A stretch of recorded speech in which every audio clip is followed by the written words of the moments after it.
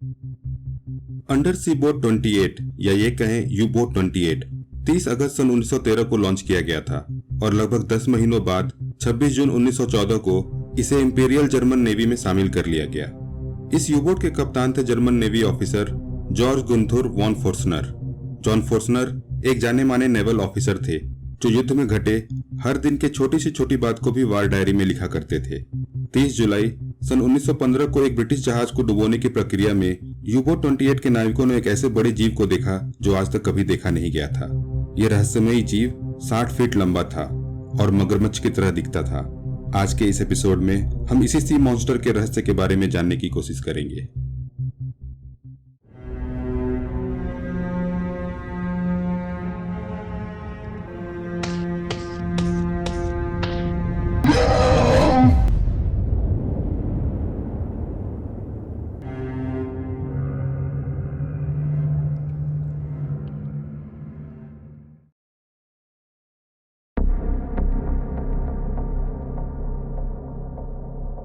प्रथम विश्व युद्ध एक पहला ऐसा युद्ध था जिसमें कई नए और आधुनिक हथियारों का इस्तेमाल देखा गया। मशीन गन से लेकर बायोलॉजिकल एजेंट तक का भरपूर उपयोग किया गया जिसने युद्ध के मायने ही बदल दिए।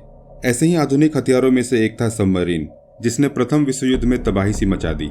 पानी के अंदर से छुपकर मार करने की क्षमता दुश्मन के जहाजों के लिए एक बड़ा सिरदर्द बनकर उभरा। जर्मन की नौसेना ने कई यू बोट बनाए जो आए दिन अलाइज नौसेना के कार्गो शिप के हजारों टन माल को डुबो दिया करते थे।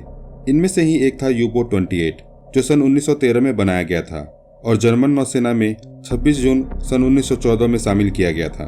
अपने पूरे कार्यकाल में इसने 40 कार्गो शिप डुबोए, 2 जहाजों को नुकसान पहुंचाया और अन्य 2 जहाजों को बंदी भी बनाया। 30 जुलाई 1915 आयरलैंड कोस्ट से 110 किलोमीटर दूर यूबी 28 ने एक British petrol ship SS Iberian को इंगेज किया।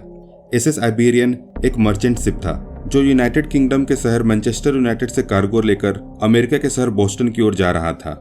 यू बोट 28 ने इसे बीच में ही घेर लिया और 2 टॉर्पीडोज दाग दिए। दोनों टॉर्पीडोज सीधा जाके शिप के पिछले हिस्से में लगे और जहाज का अगला हिस्सा तुरंत हवा में उछल गया। पलक झपकते ही एसएस आइबेरियन समुद्र में समाने लगा। अभी एसएस आइबेरियन के डूबे हुए 20 से 25 सेकंड ही हुए थे कि पानी में एक जोरदार धमाका हो गया। जहाज के परखच्चे उड़ गए और ढेर सारा मलबा आसमान में उछल गया। कप्तान ने देखा कि इन्हीं मलबों के बीच एक विशाल समुद्री जीव भी हवा में उछल गया है। वो लगभग 80 फीट यानी 24 मीटर तक हवा में उछल गया था। यू बोट 28 से इस पूरी घटना को होते हुए 6 लोगों ने देखा, जिनमें वॉन फोर्स्नर भी एक थे। वॉन फोर्स्नर ने कहा कि ये जानवर लगभग 60 फीट यानी 18 मीटर लंबा होगा और ये एक क्रोकोडाइल यानी मगरमच्छ की तरह दिखता था। इसके 4 पैर थे, 2 आगे और 2 पीछे और एक लंबी पूंछ थी और सर का आकार एक मगरमच्छ से मिलता जुलता था।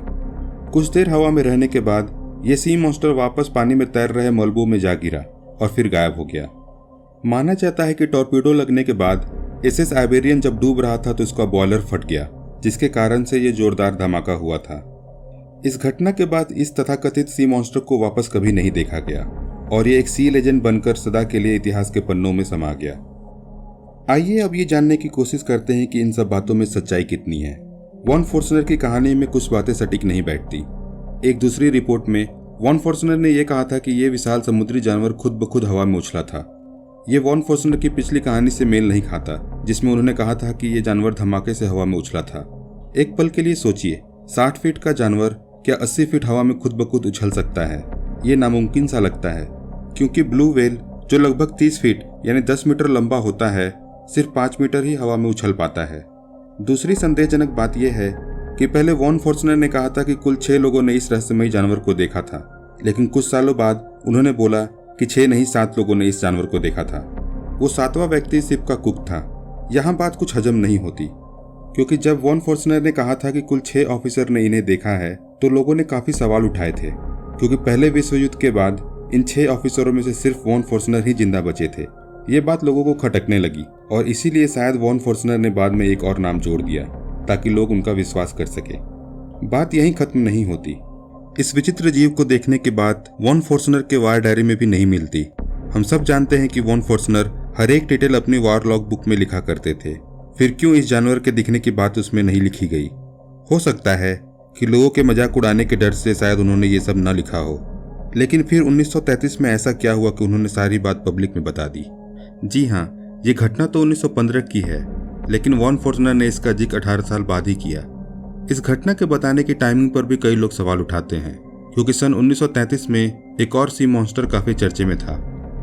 सन 1933 के अगस्त महीने में स्पाइसर दंपति ने एक बहुत बड़े सांप जैसे दिखने वाले समुद्री जीव को एक बीच के किनारे स्कॉटलैंड में देखा था। इसे देखे जाने के बाद कई और लोगों ने इसे देखे जाने का दावा किया और इसी सब के बीच वॉन फॉर्चनर ने भी अपने राज का खुलासा किया। ये दोनों घटनाओं का एक साथ होना वॉन फॉर्चनर के क्रोकोडाइल मॉन्स्टर पर सवाल जरूर उठाता है। क्या वॉन फॉर्चनर पब्लिक पॉपुलैरिटी के लिए कहानियां बना रहे थे, या फिर उन्होंने सही में कोई मॉन्स्टर देखा था और बताने के लिए बस सही वक्त का इंतजार कर रहे थे? इन बातों में संदेह यहीं खत्म नहीं होता। अभी और भी कई बातें थी जो वॉन फॉर्चनर के विवरण से मैच नहीं कर रही थी। वॉन फॉर्चनर ने बताया था कि एसएस आइबेरियन में एक धमाका हुआ था, जिसके कारण ये सी क्रेचर हवा में उड़ गया था। लेकिन सन 1935 की एक किताब के अनुसार जब एसएस आइबेरियन में विस्फोट हुआ तो वो उस समय 910 मीटर की गहराई पर था। अगर इस बात को सही माने तो ये पूरी तरह से साफ हो जाता है कि इतनी गहराई में हुआ कोई भी धमाका समुद्री सतह पर इतना असर नहीं दिखा सकता कि कोई भी चीज हवा में उड़ जाए। 60 फीट के समुद्री जीव का 80 फीट उछल जाना तो बहुत दूर की बात है। गौरतलब बात यह भी है कि जिस बुक में ये लिखा था उस बुक को वॉन फॉर्चनर को ऑथर कर रहे थे, यानी इस बुक की बिक्री में उन्हें भी मुनाफा होने वाला था। चलिए अब थोड़ा एसएस आइबेरियन की ओर रुख करते हैं। एसएस आइबेरियन हालांकि डूब गया था, लेकिन उस पर सवार कई लोग बच गए थे। यूबोट 28 की वार डायरी के अनुसार यूबोट ने 2 टॉर्पीडो दागे थे, जिसने एसएस आइबेरियन के पिछले हिस्से में जाकर धमाका किया था और इस धमाके के तुरंत बाद ही एसएस आइबेरियन डूबने लगा था। एसएस आइबेरियन में सिर्फ 4 लोगों की मौत हुई और लगभग 70 से 80 लोग लाइफ बोट में बैठकर बच गए। इन 70 से 80 लोगों में से किसी ने भी सी मॉन्स्टर को देखे जाने की बात नहीं कही। हो सकता है कि वो खुद को बचाने में इतने बिजी हो कि इस सी क्रिएचर को देखा ही ना हो, लेकिन ऐसे होने की संभावना बिल्कुल ही कम है। एसएस आइबेरियन पे हुए हमले की बात सन 1915 के कई जाने माने न्यूज़पेपर जैसे कि न्यूयॉर्क टाइम और वाशिंगटन पोस्ट में छपी थी और किसी में भी किसी सी मॉन्स्टर को देखे जाने की बात नहीं कही गई थी। यहाँ तक कि इन पेपर्स में किसी भी धमाके के होने की बात भी नहीं कही गई थी। कुछ लोगों की माने तो एसएस आइबेरियन इस विचित्र समुद्री जीव को अपने कारगो में भरकर एक साइंटिफिक एक्सपेरिमेंट के लिए अमेरिका ले जा रहा था। एसएस आइबेरियन 133 मीटर लंबा था और यह पूरी तरह से संभव है कि ये 18 मीटर का समुद्री जीव इसके कार्गो में हो। कुछ दूसरे लोगों का मानना है कि धमाके के समय दुर्भाग्यपूर्ण रूप से ये समुद्री जीव उस एरिया में था और धमाके के जोर से हवा में उड़ गया। कुछ और बुद्धिजीवियों की माने तो यह जीव एक मेसासोरस है जो वेस्टर्न यूरोप के समुद्रों में जुरासिक पीरियड के दौरान पाया जाता था। हो सकता है कि यह जीव किसी तरह से बच गया हो और अभी विलुप्त ना हुआ हो।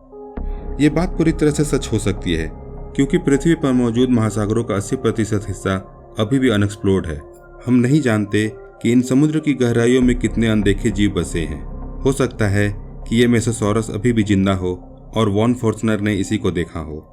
अगर हम याद करें तो वॉन फॉर्चनर के अनुसार ये विशाल समुद्री जीव एक मगरमच्छ की तरह दिखता था। ऐसा माना जाता है कि एक मगरमच्छ एम्फीबियस क्रिएचर है जो जमीन और पानी दोनों में रहता है और वो जमीन से ज्यादा दूर नहीं रह सकता। लेकिन हाल ही के दिनों में यह देखा गया है कि मगरमच्छ समुद्र की लहरों पर सवार होकर समुद्र पार कर सकते हैं। 2010 में एक ऐसी घटना सामने आई थी, यानी ये मुमकिन है कि एक मगरमच्छ को समुद्र के बीच में पाया जाए।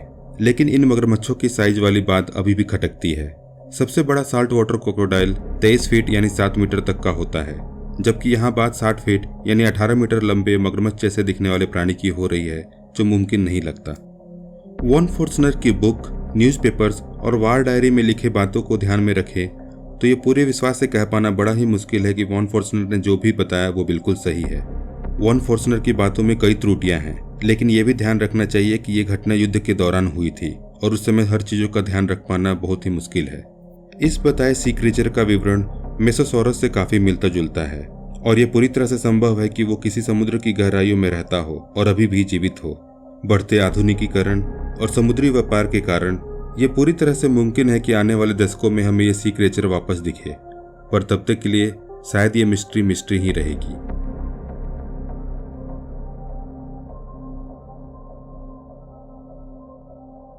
दोस्तों, अगर आपको ये कहानियाँ अच्छी लगी तो हमारे चैनल को सब्सक्राइब कर दें और इस वीडियो पे लाइक और कमेंट भी करें। हम आपके लिए ऐसी ही मनोरंजक और सच्ची घटनाएं लेकर फिर वापस आएंगे।